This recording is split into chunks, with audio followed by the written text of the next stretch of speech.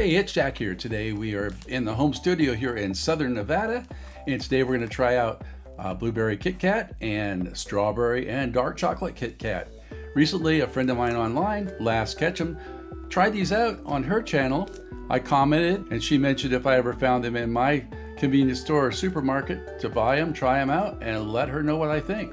Well, I'm going to try it out, let you all know what I think, and if you find them in your grocery store, comment down below. Let me know what you think of the flavors. Well, I cracked open the strawberry. It's strawberry on top, dark chocolate on the bottom, and the aroma of strawberry is really fragrant.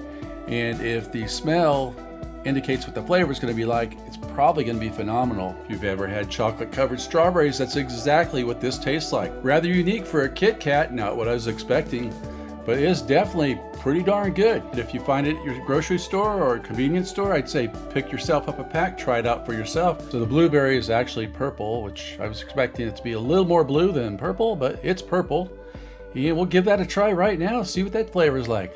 Well, I noticed when I opened up the blueberry package, there was not an aroma like the strawberry one. There's a big aroma of strawberry. Blueberry didn't have much fragrance at all. The taste is very, very artificial, unfortunately, and it's really a disappointment because I was hoping to have something really good blueberry that tasted fresh.